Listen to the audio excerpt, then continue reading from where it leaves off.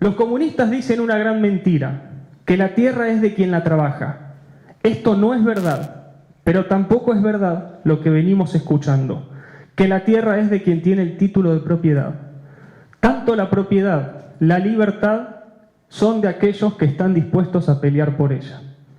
Nuestro primer disertante cuenta con un título de abogado, un posgrado en marketing, un máster en dirección de empresas, estudios en comercio exterior, estudios en filosofía y teología en la UCA y en la Universidad Católica de Chile.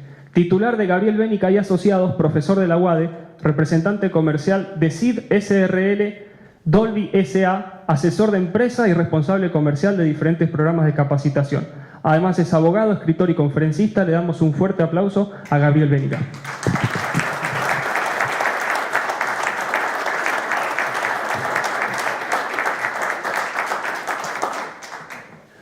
Bueno, buenas tardes. ¿Me escuchan bien ahí?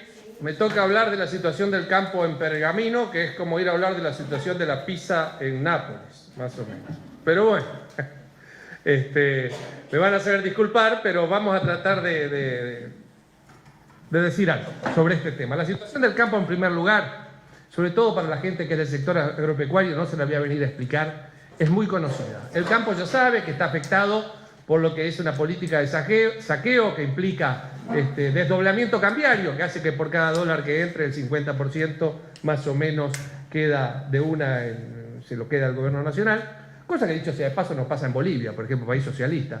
Nosotros estamos acostumbrados a esto. Esto en realidad le corresponde a todas las exportaciones, pero afecta en este caso a las exportaciones agropecuarias. A quien además afecta las retenciones. Nuevamente, no voy a explicar lo que son las retenciones. Todo esto configura un saqueo, una confiscación que es anticonstitucional. No es anticonstitucional porque las retenciones estén prohibidas por la Constitución.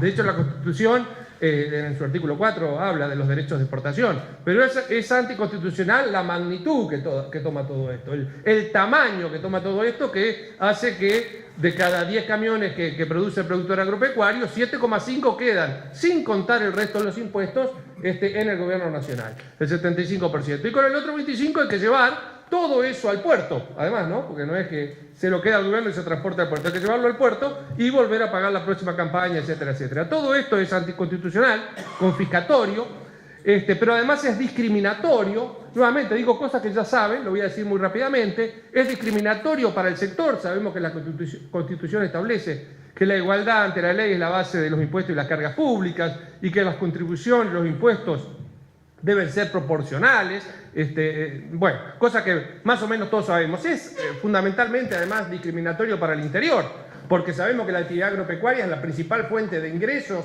del interior, ya sea como producción agropecuaria o como producción industrial asociada a la producción agropecuaria. Integración hacia atrás con todo lo que es fertilizante, maquinaria agrícola, etc. Bueno, tendría que decir además otra cosa que hace más grave la situación, que esta situación genera asimetrías. ¿Asimetrías con quién? Con nuestros vecinos.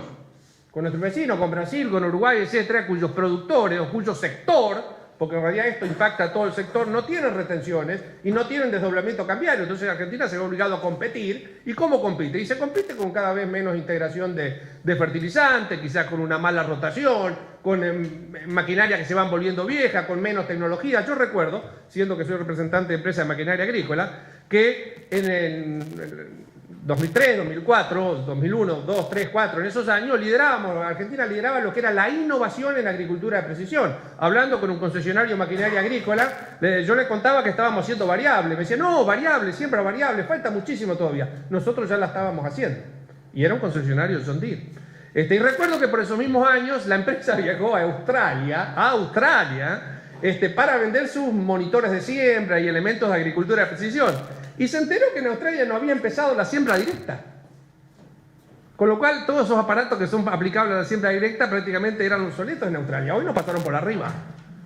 No sé. Y me acuerdo que íbamos a Brasil con el monitor de siembra de tercera generación, que además de ser monitor, o sea, alcahuete del tractorista, era alcahuete del patrón porque dejaba todo registrado, permitía un mapeo y además hacía siembra variable. Y en Brasil solamente podíamos vender el monitor de primera generación.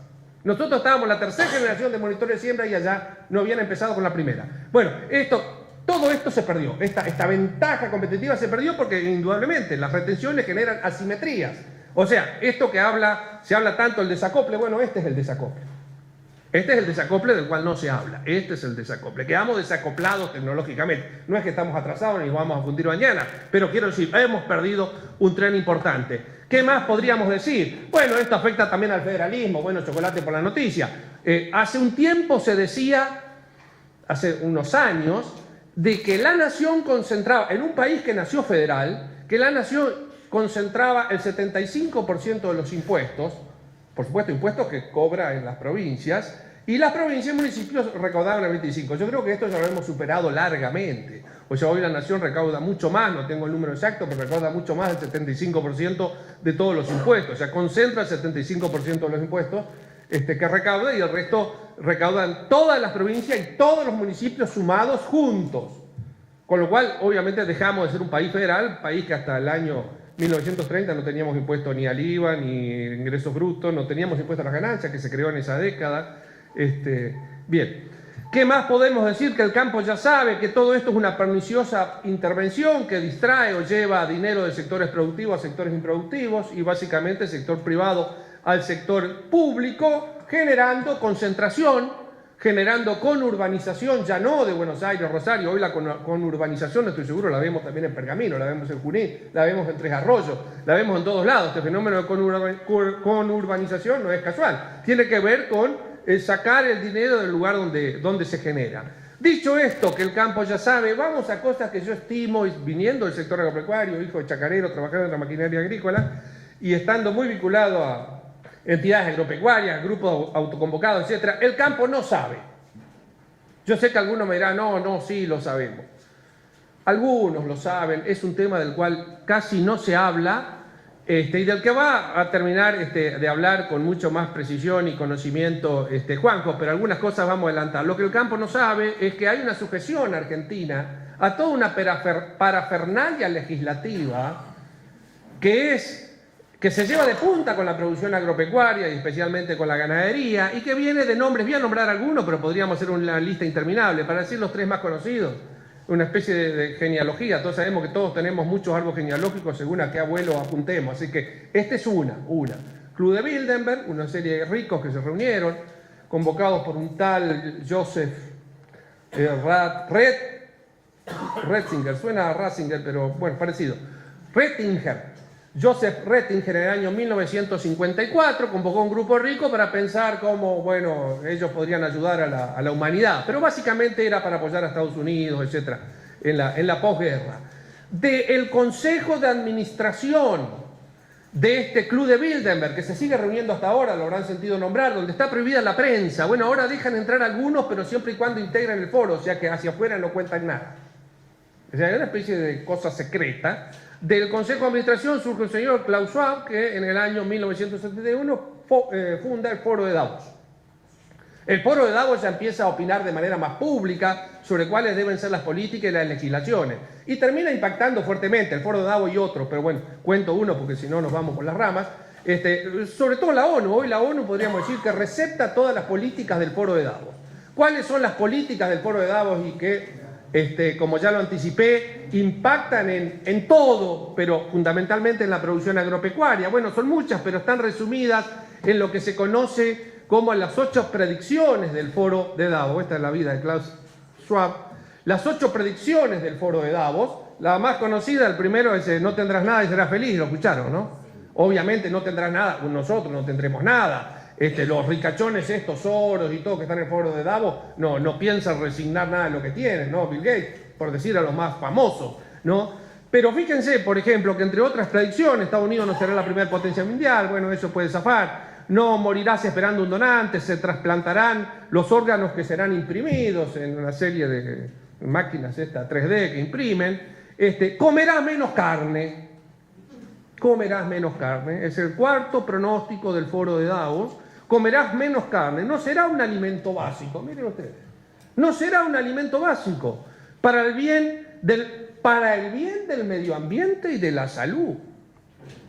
O sea, la carne hace mal y hace mal al medio ambiente. Bueno, 1 millón de gente se desplazará por el cambio climático. Bueno, con esto, una de las características que tienen todos estos grupos es que instalan la idea de catástrofes sanitarias, medioambientales, y en base a esa idea de catástrofes justifican toda la legislación. Una de ellas es esta del cambio climático. La gente se desplazará, los consumidores pagarán por emitir dióxido de carbono, ahora se está en discusión si realmente el dióxido de carbono es tan malo como dicen, ¿no? Habrá un precio global sobre el carbón, etcétera, te estarás preparando para viajar a Marte. Y lo último, los valores occidentales serán puestos a prueba. ¿Qué valores occidentales? ¿Será que pondrán puesta a prueba la ideología de género? La doctrina LGTB. ¿Serán esos los valores que pondrán? Bueno, los valores occidentales serán puestos a prueba. Los valores que sustentan nuestra democracia no deben olvidarse. Por supuesto, la democracia no se toca, el resto ponemos a prueba toda. Roma, Grecia, cristianismo, etcétera, etcétera. Bueno, dicho esto, avanzamos un poquito más. Yo le dije que no sería tan grave el foro de Davos, sería la opinión de unos ricachones, que uno podría decir tienen derecho a reunirse, a prohibir la entrada de la prueba y hablar tonterías. El asunto que esta gente le marca la agenda hoy en día a la ONU, ¿no? Y de estas ideas que se tejen en el Club de Bilderberg, en el foro de Davos, podríamos nombrar a muchos otros, desde la masonería hasta otros innombrables, bueno, surgen en el año 2015 los 17 Objetivos de Desarrollo Sustentable de la ONU. Que este dibujito ustedes lo ven por todos lados, ¿no? Hay pines, el otro día voy a la exposición de la Sociedad Rural de Tandil y estaba, o sea, el campo podríamos decir promoviendo esto, uno lo lee y está muy lindo, dice, ¿no? Fin de la pobreza, en CREA, claro que nos agarró una vena, estábamos con Juanjo en el Congreso CREA y nos hablaban de los 17 objetivos, y nos queríamos agarrar, muchachos, defiéndanse. En el Congreso CREA, gracias Juanjo. Bueno, pero esto está en todos lados. Bueno, sí. Bueno, en el Congreso CREA, ahí ante miles, y no había nadie que se ofendiera, ¿no? Todos aplaudían a rabiar, menos nosotros dos, ahí con Juanjo y algún otro. Bueno, los 17 objetivos, que son todas palabras muy lindas. Ahora, esta gente establece estos objetivos y empieza a generar, a promover la ONU legislación para esto, ¿no? Propuestas para esto, papers, escritos, sugerencias. Cuando uno empieza a leer la letra chica, uno se quiere agarrar la cabeza. Detrás de todo esto hay otra cosa. En primer lugar, hay un montón de disparates que los dicen sin ponerse colorados. Les voy a leer algunos sacados de la página de la ONU. Pueden entrar a la ONU y leer algunos de estos disparates. Uno dice, ¿cómo puede ser? Esto yo podría pensar en las facultades sociales de la UBA, ¿no? En sociología, ¿no? La ONU, ¿no? Por ejemplo, bueno, desde ya cuestiones que tienen que ver, que dan por hecho el cambio climático. ¿Vieron que ahora el cambio climático no se pone en duda, el cambio climático? Bueno, ¿saben que no hay ninguna prueba del cambio climático?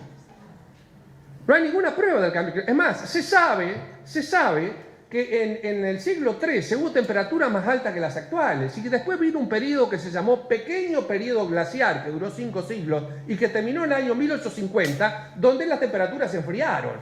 No tanto como los periodos glaciales, donde se enfriaron mucho más. Pero el planeta... Y ahora lo que estamos haciendo es recuperando, que no llegamos a recuperar todavía 1 grado, recuperamos 0,85. Lo dicen. Pero dicen, ese es el calentamiento global y coincide con la era industrial, 1850. En realidad estamos recuperando y todavía no llegamos a una temperatura que fue la del siglo XIII. Bien, bueno, algún otro disparate que sea más familiar a la producción agropecuaria. Dice, entre 1880 y 1902 la temperatura media mundial aumentó 0,85 grados centígrados. Aclaro, tuvimos temperaturas mayores que esta y mucho más frías también. Esto quiere decir, sacado de la página de la ONU, esto quiere decir que por cada grado que aumenta la temperatura, la producción de cereales se reduce un 5% aproximadamente. Se ha producido una reducción significativa en la producción de maíz, trigo y otros cultivos. Por Dios, venimos batiendo récord tras récord desde 1850 hasta ahora en producción de cereales. Nunca se ha producido tanto. Esto no es verdad, es mentira. En cada uno de los... Y lo dice en la página de la ONU, y lo repiten y se dice en las universidades. Y en los fundamentos de los proyectos de ley, que todos los días sancionamos uno, ayer en la legislatura de Santa Fe, en los fundamentos citan esto, para que no se reduzca la producción de cereales como viene ocurriendo. Nunca ha ocurrido eso en la historia. Puede haber un año malo, un año bueno, va a pasar un año de sequía, pero no hay un cambio climático que en 100 años, de 1850 hasta ahora, más 170, se haya producido una reducción en la producción de cereales. No tengo que explicarle esto, no creo que... Para que vean los disparates que se escriben y para que tengamos cuidado también cuando nos dicen, está haciendo un, no sé, un máster, un estudio, una investigación en la ONU, dicen más disparates que en cualquier otro lugar. Bueno, no les leo todo para no cansarlo, pero sí les puedo decir que hay muchos disparates que se vienen diciendo desde hace mucho tiempo y que la prensa colabora con esto. Por ejemplo, esto es del año 1971, las Maldivas se hunden en el Índico. Mucha gente que había invertido salió a vender, los 4 o 5 millonarios compraron, las Maldivas no se hundieron y hoy valen más que nunca. 1971, las Maldivas se hunden. Otra, se desaparecen los hielos de la Antártida. Nada, pusimos a investigar información seria, ante el caso de 2 universidades acá, una de Minnesota y otra del Reino Unido, la Universidad de Leeds, que muestra en azul lo que han crecido las plataformas de hielo y en rojo lo que se han disminuido. O sea, la Antártida se mueve, crece en un lado y se achica en otro. Y de golpe te sacan una foto donde se achicó y te dicen, no, el hielo que había acá desapareció. No desapareció la Antártida, es más grande que hace en los últimos 10 años. Esto es de 2009 a 2019. La Antártida creció, no se achica. Bueno, cambio climático sin precedente ha causado que el nivel del mar en el puerto de Sydney se haya incrementado en los últimos... Bueno, 0 centímetros, esto es una ironía, ¿no? Digamos, una foto de 100 años atrás. Lo mismo que esta otra, bueno, podrían decir que sacaron la foto cuando había la marea, nada más, pero bueno, la revista Times, ¿qué decía en la década del 70? Global cooling, enfriamiento global. Parece que eso no dio resultado, enfriamiento global, pero no, muchachos, cambiemos, y hoy es warming, global warming, es calentamiento global. Calentamiento, hoy estamos en el calentamiento, bueno, pero eso se les terminó también, porque resulta que desde el 2004 ni el agujero de ozono se agranda, sino que se achica y además no crece la temperatura. Entonces ya no es más calentamiento global, ahora es cambio climático. Cambio climático. Bueno, así presentaban las noticias de la temperatura en un canal, ¿no? Cuando en un lugar había 26 grados era verde, hace 10, 15 años. Ahora, ¿no? La misma otra presentadora, con menos temperatura en rojo. Bueno, lo mismo, cómo presentan la temperatura, cómo presentaban en el 2009 y cómo presentaban en el 2019 en Alemania. Bueno, y todo esto hablamos del clima, pero después vienen otras cuestiones, ¿no? En esto de los 17 Objetivos de Desarrollo Sustentable de la ONU. Viene el tema de la diversidad, el multiculturalismo.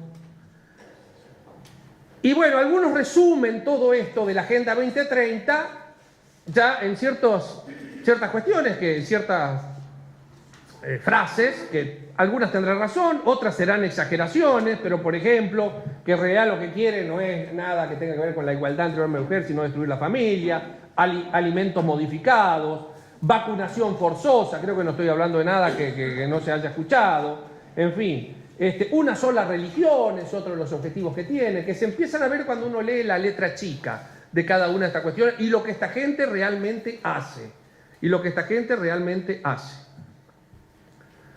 Bueno, otra cosa, vamos ahora a entrar en el sector agropecuario. ¿Qué impacta esto? Cosas que ya sabemos, y digo, cosas que el campo no está suficientemente atento. Acá noticia de lo que pasaba en los ganaderos holandeses se tiran a la carretera para evitar que les diemen. Esto pasa en Holanda. No nosotros que somos un conejito de Indias, como Sri Lanka, otro país, ¿no? En Holanda, conocen la situación, obligación de destruir el 30% del plantel ganadero en Holanda, un país que basa muchas de sus industrias en la industria láctea, ¿no? Y que siempre ha sido un productor tradicional, pero la vaca holandesa la conocemos, no tengo nada que explicar. Gracias a Dios se organizaron los productores ganaderos, armaron un partido, ganaron las elecciones. No sé cuánto impacto tuvo eso para poder frenar toda esta parafernalia, pero le imponían la eliminación del 30% del plantel ganadero a Holanda. En Sri Lanka compró la idea de la ONU. Sri Lanka está más cerca de nosotros que Holanda, ¿no? Porque es más conejito de India. Bueno, ahí los convencieron de que había que hacer agricultura orgánica y que se iban a llenar de plata vendiendo agricultura orgánica. Bueno, prohibieron el ingreso de fertilizante. En 2 años tuvieron una hambruna feroz, se desplomó la producción agropecuaria porque iban a hacer agricultura orgánica. Vieron que acá hay mucha gente que dice agricultura orgánico. Bueno, hambruna feroz y que no sé, el gobierno estuvo a punto de caer o cayó. Yo sé que hubo gente ahí tomando el palacio. Un caso, quédese tranquilo que esto no sale en TN y en todos esos lugares. Hay que buscarlo, está bien, alguna revista por ahí lo publica. O algún diario, pero no es que están todo el día. Pero esto pasó en Sri Lanka por aplicar la receta de la ONU. Bueno, y vamos ahora ya, para ir cerrando este tema, a nuestro país. Esto, ¿cómo impacta a nuestro país? Bueno, tenemos parafernalia. Por ahora creo yo que tenemos legislación, lo que yo llamaría el andamiaje legislativo. No impactan directamente, salvo, en algunos casos que ya vamos a ver, pero tratan de no agredir todavía, pero están armando el andamiaje legislativo, como cuando Argentina incorporaba el Estatuto de Roma y una serie de tratados en la reforma constitucional y algunos otros, y bueno, estaba preparando el andamiaje legislativo para que después todo sea delito de lesa humanidad. Uno en ese momento, qué lindo, reformar la Constitución, incorporamos tratados internacionales a la Constitución, festejamos. Pero resulta que estaban armando, ¿no?, prearmando el sistema para que después la fruta caiga madura y sola. Bueno, en Argentina creo que todavía estamos en muchos aspectos en esa etapa, en muchos aspectos, en otros ya han avanzado. La idea, bueno, Lipovetsky, es promover alimentos veganos y vegetarianos en todos los bares y restaurantes de la provincia. ¿Por qué tiene que elegir por la gente? Me pregunto, el gobierno trabaja con la fundación de Bill Gates, un tipo que no quiere la carne de vacuna y que quiere imponer que comamos bicho. El gobierno trabaja con la fundación de Bill Gates para mejorar la producción de alimentos. ¿Qué nos tiene que venir a enseñar a mejorar la producción de alimentos Bill Gates? Cualquiera que haya Estados Unidos sabe que si en algo hacemos mejor nosotros que los norteamericanos, comer. Comemos más sano y más rico. Y lo podríamos hacer mucho mejor si no tendríamos tantas trabas. Pero bueno, Bill Gates nos viene a explicar cómo vamos a tener que comer, ¿no? Esto ya está en Argentina. La ley Yolanda, aquí, de productores agropecuarios, ¿conocen la ley Yolanda? Bueno, está instalada la ley Yolanda. Miren, no la conoce el campo. Y si no, va a salir una ley votada por unanimidad. Por los dos partidos, los tres, con las dos manos, sí. La ley Yolanda es como la ley Micaela. La ley Micaela obliga a capacitar.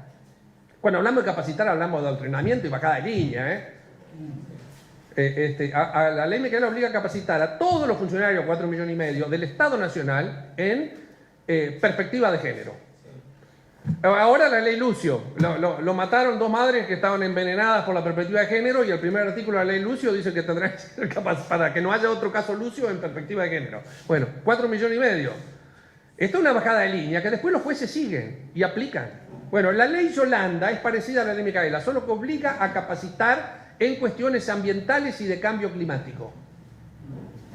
¿Y quiénes creen que son los capacitadores? Un ingeniero agrónomo responsable, que trabaja con siembra directa y glifosato de pergamino, o gente altamente ideologizada, que ya tiene posición tomada y que se prenden a este curro. Bueno, con esto están obligados todos los funcionarios públicos, y esto implica las maestras, los concejales, los empleados, del primero al último, capacitados en cuestiones de cambio climático. En todos estos lugares baja en línea que la producción agropecuaria es enemiga la principal causante del cambio climático, olvídense, y la enemiga del mundo. Por lo menos donde encuentran un espacio para hacerlo, lo hacen. O sea, están generando el ejército. Esta ley ya salió, ya está instalada, hace varios años. Yo que estoy en el sector agropecuario me enteré por Juan José. Fíjense si se hablan de estos temas en el campo. Aplicaron esta ley y no se quejó nadie. La ley de humedales, lo que hubo que hacer para parar la ley de humedales, iba a salir con fritas, porque no se había revelado nadie, ni entidades agropecuarias, nadie. Nos avivamos, tengo que decirlo, un grupo, y empezamos a batir el parche, y esta ley la terminamos frenando hasta ahora, porque siguen metiendo aisleros. Gracias a Dios, dentro de esos isleros, así como en su momento apareció un De Angeli, apareció un islero lenguaraz muy atractivo para ser escuchado, gracioso, y les mostró las barbaridades que decían el tema isla. El tipo no estaba muy enterado de la ley de humedales, pero bueno, le dijimos cómo venía la mano y se fue, y los dejó a todos en ridículo, y ahí la comisión dijo, no, esto hay que analizar un poco más, y se frenó. Hasta ahora la ley de humedales. La ley de humedales cambia el régimen de propiedad de la tierra. Cambia, no, pero es solamente para proteger los humedales. ¿Y cuáles son los humedales? La ley, no la peor, que es la del kirchnerismo, sino la mejor, que es la que viene, la más buena, digamos, no la mejor, la menos mala, que es la que viene de Cambiemos, firmada por Ferraro, el presidente de la coalición cívica, creo que él es el autor, y algún otro. Bueno, empieza diciendo que humedal, define humedal, todo lugar donde hay agua de manera acumulada, de manera natural o artificial, de manera permanente o provisoria, o sea, un charco. Y donde haya bioma es vida.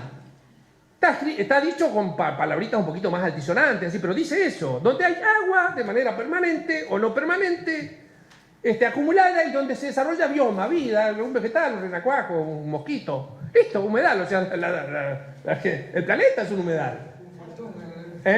Un fuentón. Un fuentón, sí, un fuentón, es un humedal. O sea, el planeta es un humedal, el planeta es un humedal. En todos lados hay esto. La pileta, todo. Entonces cambia regla. Por supuesto que no son tan estúpidos para ir a decir, declaramos la Argentina humedal, pero adquieren la espada de Damocles para ir a cada lugar, decir acá se siembra, acá no se siembra, porque después tal vez en las categorías, no, que se prohíbe en algunos lugares, zona roja, en otros no se prohíbe, seguramente quedará un porcentaje de tierra que no se prohíbe, y en otros deberán sujetarse a la normativa y a la comité y al grupo y a la comisión a crearse. Es la reforma agraria. Es la reforma agraria con otro nombre. Claro. Es la reforma agraria con otro nombre. Y se amparó. Por eso digo, hay cosas que el campo no sabe, no está al tanto de estas cosas que se vienen. Y bueno, el campo. Hay otros peor que el campo, vamos a decir la verdad, que promueven esto, porque está el rol de las empresas en la Agenda 2030, esto organizado por la UIVA, Unión Industrial Provincia de Buenos Aires. Muchas empresas acá de Pergamino o estuvieron acá o patrocinaron o supieron que se hizo esto y le entró por no sé, pero acá están, ¿no? Esto, la provincia de Buenos Aires, las empresas promoviendo la Agenda 2030, ¿y qué tiene que ver? Las industrias. Bueno, acá el curso, porque lo estuve escuchando, y decía más o menos todas las pavadas que solemos escuchar. Bueno, SENASA confirmó oficialmente que el segundo análisis en Corrientes fue negativo, no se sacrificarán 200.000 aves. ¿Saben que esto se hizo en la orden de sacrificar 200.000 aves sin una sola prueba? No se había hecho la prueba. Bueno, esto tiene que ver con esto, con esta filosofía. Bichos de campo, desde Glasgow llegó un mensaje del gobierno para los productores. Tranquilos, no habrá que sacrificar ninguna... ¿Y por qué tiene que llegar desde Glasgow? No somos un país soberano. Hablará Juanjo de eso. Desde Glasgow tiene que llegar tranquilo, que no se va a sacrificar. Bueno, pero ahora cuando uno lee la letra chica de esta nota de Bicho de Campo, que sabemos que Matías Longoni de Bicho de Campo es zurdito, pero vamos a decir la verdad, es un periodista por lo menos informado. Hay que reconocer cuando uno se quiere informar, tiene su sesgo, pero es informado. Bueno, detrás quedaron los grandes compromisos que la Argentina aceptó firmar para reducir 30% las emisiones de metano, vacas. La Argentina aceptó firmó compromisos de este tipo, ¿se enteraron? Les preguntaron. Que se queden tranquilos, dice el funcionario, que no habrá que sacrificar ninguna cabeza de ganado. Pero no nos podemos quedar con la palabra de un funcionario. Bueno, esto, otra cosita, los medios, ¿no? El diario, ¿qué dice, no? Como esto hay 5.000, pero tomado de casualidad, alguna publicación por ahí. Existe un amplio consenso científico que dice que la ganadería es una de las principales generadoras de metano. Esto ustedes lo van a escuchar por todos lados. No, está comprobado científicamente. Existe un amplio consenso científico que el COVID es esto, y existe otro amplio consenso científico que la vacuna cura el COVID. Y existe consenso científico que terminó, y que existe... ¿Y qué hacemos? ¿Cómo consenso? ¿Y qué pasa con los que opinan en contra? Ah, no, eso lo metemos preso. No existe ningún consenso. Gracias a Dios, declaración de Dublín, aparecieron 1.000 científicos que dijeron dejen de hablar disparates, de decir cosas de la ganadería. Más de 1.000 científicos, todo el mundo firmaron la declaración de Dublín, esto en estos días, hace 15 días, que propone poner un freno a las visiones fanatizadas y reduccionistas que atentan contra la ganadería. Gracias a Dios, entonces ya no van a poder decir que existe consenso científico. Pero eso lo decían hasta ayer. Y estoy seguro que a este consenso de Dublín, a estos 1.000 científicos, se tuvieron que pagar el pasaje al Congreso de su bolsillo. Ahí no hubo laboratorios ni nada que los... Residencia de Los Ángeles es un hogar para adultos mayores habilitado en la ciudad de Buenos Aires, cuyo objetivo es la atención y cuidado de pacientes de la tercera edad. Más de 30 años de experiencia nos respaldan. Trabajamos con dedicación para cuidar a nuestros abuelos y así ofrecerles la felicidad y comodidad que ellos merecen. Estamos en el barrio Villarreal, pasaje Francisco Bauzá 2372, casi esquina Tinogasta. Comuníquese con María al 11 61 70 45 38. Los esperamos.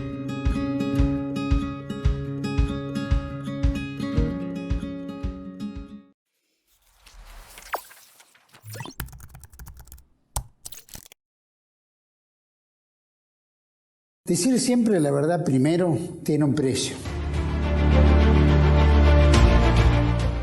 Pero todos los días, en cada programa, en cada reportaje, en cada esclarecimiento, descubrimos que decir la verdad vale la pena. Decir siempre la verdad tiene un precio.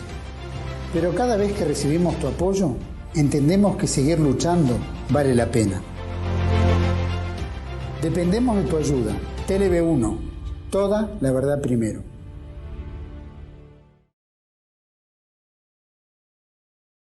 Bienvenidos a CEPA, Centro de Estudios del Pensamiento Americano. Nuevo sitio web de cursos de formación en política, filosofía, historia, literatura, geopolítica, religión, psicología y más. Cursos de formación que reflejan el verdadero pensamiento americano. Lo invitamos a elegir el curso de su agrado ingresando en www.cepa.la.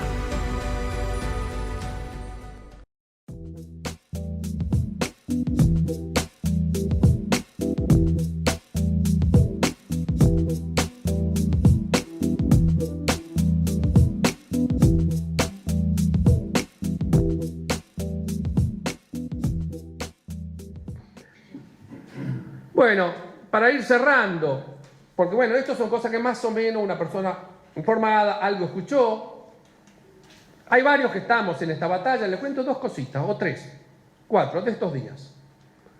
Provincia de Santa Fe, este es un grupo que estoy, Observatorio Agenda 2030. Se puso de moda el observatorio de Agenda de Violencia de Género, observatorio de esto, observatorio de lo otro. Bueno, esto lo armamos en Avellaneda, Santa Fe. Observatorio Agenda 2030, para estar atento a todas las cosas que tienen que ver con esto. Expediente 50, y alguien publicó, expediente 51.000, alguien que trabaja en el Congreso, en la legislatura en Santa Fe. Expediente 51.393, proyecto de ley por el cual se establece por objeto una política de Estado en materia de los objetivos de desarrollo sustentable de la Organización de las Naciones Unidas. O sea que en Santa Fe, por lo menos, política de Estado, cambiamos la Constitución, porque si uno lee los objetivos de desarrollo sustentable, abarcan todo, no dejan tema de la realidad afuera. La provincia de Santa Fe declara que son política de Estado.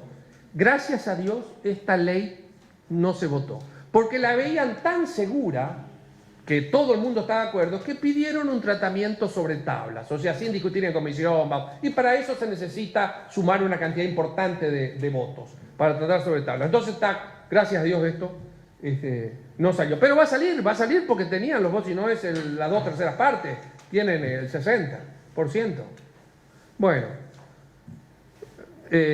otro temita, ahí en la provincia de Santa Fe, que se publicó en el mismo grupo, Observatorio Agenda 2030, de los señores diputados Farías y García, son de fe, partido del Momo Venegas, que entraron conjunto por el cambio, se dieron vuelta y pasaron al kirchnerismo, y ahora muchos están con Milei, les aviso por la duda. De los señores diputados Farías y García, por el cual esta Cámara resuelve realizar en el hall de la legislatura una muestra fotoperiodística sobre territorios y resistencias, a fin de poner en valor la importancia del impacto de la crisis climática, ya la damos por hecho, ¿no? De la crisis climática, en mujeres, personas del colectivo LGTBIQ y comunidades indígenas argentinas. O sea, ya el disparate, todo esto sale plata, porque después la muestra fotográfica, que esta, que la otra, que aquí, que allá, platita. Bueno. Yo me peleé con la Q. Ya hasta la I. Hasta la I. La Q que era, queer. Queer, ¿alguno sabe qué? Estos dragones. El hijo del presidente, ¿no? Ah, es queer, ahí está. El hijo del presidente. La crisis climática, ¿qué lo diferencia con el resto de las personas? Si hubiera una crisis climática, No. en una mujer Es lo que- que iba a ser diferente a lo que me No, puede afectar a mí. Vamos a ser claros. No, es que ha sido abolida. Sí, Es que vos no le importás. Perdón, buenas tardes. Sí. Hace bastante que están diciendo que los más afectados por la crisis climática son las mujeres y los niños. Y lo están diciendo en referencia a los pueblos originarios de Latinoamérica, por ejemplo. claro. Son los más afectados, ¿por qué? Porque las mujeres se tienen que quedar con los niños, porque si hay una inundación tienen que salir. Y en los canales como Common Health y eso que son los perderos. Baten el parche día y noche con esto, pero el asunto es, como ya los vamos a ver, que todo esto tiene un destinatario final. Alguien al final de todo esto la platita la pone. Claro. ¿Eh? Sí. No, para promover, pero para financiar después los subsidios a todo esto. Eso, ahí está. Bien, por eso digo que el campo está distraído de este tema. O sea, No todos, Gabriel. no, sí, bueno. Por eso digo, en general, de productores agropecuarios que no estén con un contacto con las gremiales. ¿Cuántos saben de esto? No, las 9 del norte, por ejemplo, las 9 rurales de acá, de Sí, esta sí. zona, estamos trabajando muy a fondo con esto.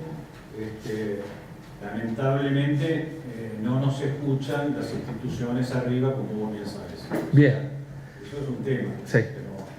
Y el productor, evidentemente, está preocupado por la sequía y las cosas inmediatas, y yo creo que hay una falta de liderazgo dentro de las instituciones que hace que la gente no concurra. Vos viste que hemos estado juntos en manifestaciones, ¿sabes? Sí.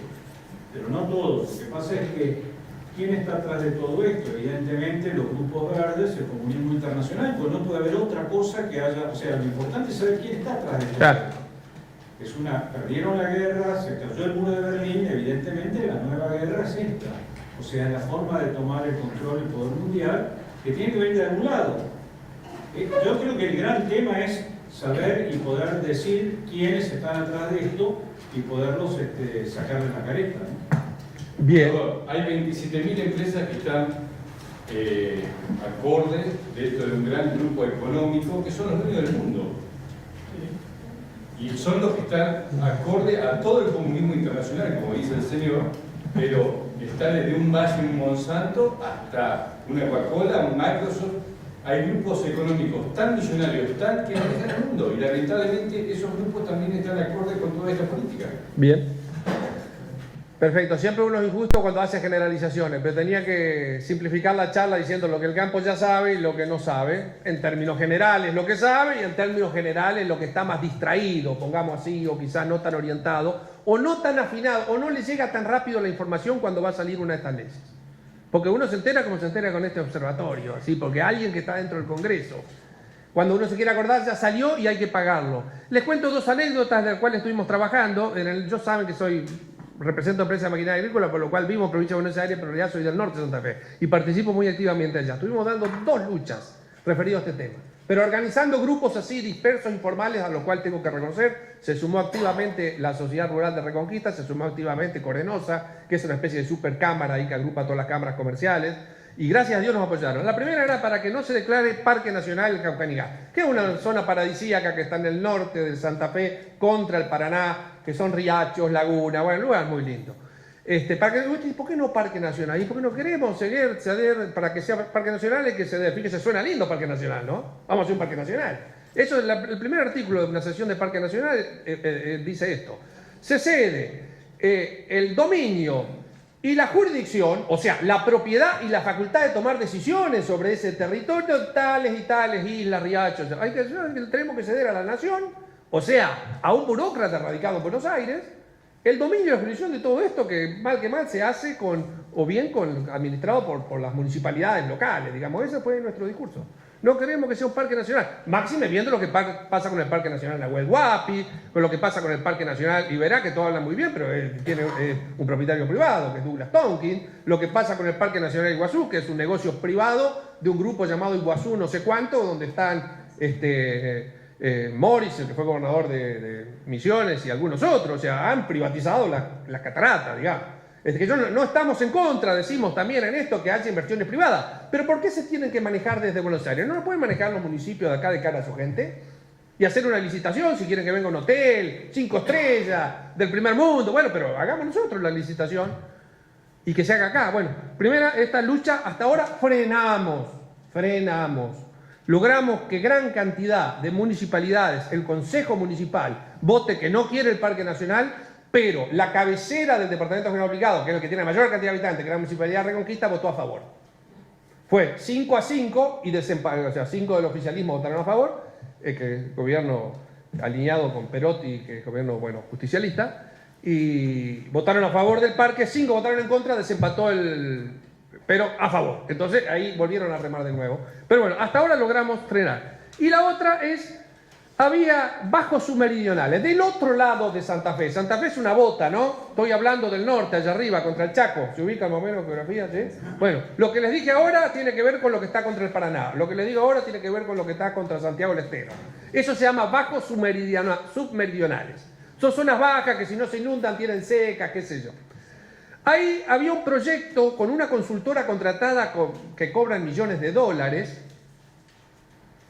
y que venía haciendo un estudio para tratar de mejorar la situación de esa zona que si no está inundada, está con sequía. Hecho que se agravó porque hace unos años, en el 83, el gobierno hizo un proyecto en el cual hizo canales con compuertas, de manera tal que cuando hay inundación el agua se vaya, pero cuando hay poca agua, la retenga. Se robaron las compuertas o desaparecieron compuertas, entonces la cosa empeoró. La cosa empeoró porque ahora se va el agua cuando hay mucha y cuando hay poca. Se va siempre, porque no hay compuerta y solamente canal. Bien, entonces, un proyecto para solucionar eso en la consultora. Bueno, a raíz de esta movida que se armó con el Jaucanigas y que armamos también grupos de WhatsApp, reuniones, encuentros, declaraciones, mucha movida, bueno, entramos en contacto mucha gente, por eso la gente se tiene que encontrar. Entramos en contacto mucha gente y personas, empresarios, productores, que están relacionados con los bajos submeridionales. Pero mira, te pasamos el informe, el penúltimo informe de la consultora, de lo que se va a terminar haciendo en los bajos submeridionales. Un montón de hojas, muy difícil de leer, o sea, mucho dato. Pero cuando hablaba de la cuestión operativa y de lo que se iba a hacer, la normativa, el marco teórico, ¿cuáles eran? Los 17 Objetivos de Desarrollo Sustentable de la ONU, con nombre y apellido, con los colorcitos. Con los colorcitos.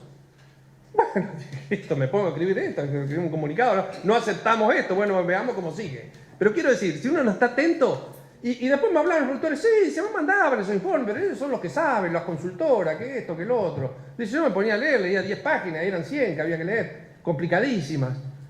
Pero lo que era concreto, más allá de un montón de gráficos que mostraban índices de lluvia y todas esas cosas, que digamos, eso estaba bien, lo que era concreto, la cuestión operativa, hacia dónde vamos, la visión, 17 Objetivos de Desarrollo Sustentable de la ONU, pero dicho así como se lo digo yo, no es que lo disimulaban. Entonces ahí para solucionar el problema de la seca y la inundación había que hacer no sé qué con las mujeres, con las comunidades originarias, con los LGTB, con un montón de cosas. Para una agricultura sustentable. La agroecología. Todo eso.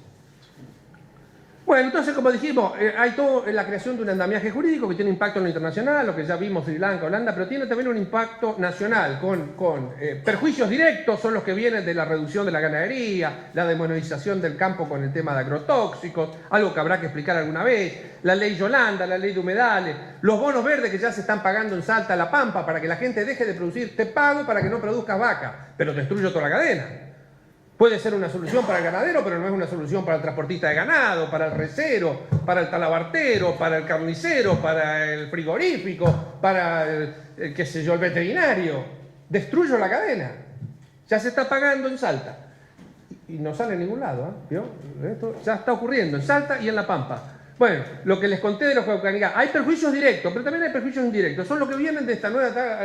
Los productores siempre preocupó el tema de la justicia social, ¿no? Porque la justicia social es como la excusa para mantener un montón de gente y todo eso. Hay una nueva justicia social que es la más cara. Esta que tiene que ver con el indigenismo, con el ambientalismo, con el veganismo, con la ideología de género. Nada de eso es gratis. Nada de eso es gratis. Solamente el Ministerio de la Mujer se lleva el 14% del presupuesto nacional. Sumen otro 14, 15. El 30%, ¿por qué digo? Porque está el Ministerio de la Mujer que se lleva el 14% del presupuesto. Pero después usted ve que hasta el Banco Provincia tiene una dirección de género, que cada ministerio en las Fuerzas Armadas, todos tienen algo que ver con eso, todos tienen que aportar a eso. O sea que tenemos que 20, 30% del presupuesto nacional, 4 o 5 veces más que las Fuerzas Armadas, destinado a sostener esto. Bueno, y mientras ese gasto siga estando, no hay retención que vayan a sacar. Por eso digo, esto no es gratis. No es que, no, pero esto, ¿qué me importa a mí que hagan los LGTB lo que quieran? Es su problema, los Q, los R, los H, ¿qué me importa? No, esto hay que bancarlo. Se lleva más guita, más plata que la famosa justicia social que tantas veces despotricamos. Bueno, yo iría terminando ahí porque no quiero sacar temas. Si me dicen, contestando una pregunta solamente, ¿de dónde viene esto? Yo creo que es algo más que marxismo cultural. Creo en el marxismo cultural, es la base ideológica, pero creo que esto es una mezcla, una confluencia, es una confluencia, pero también es un curro, es un gran negocio todo esto.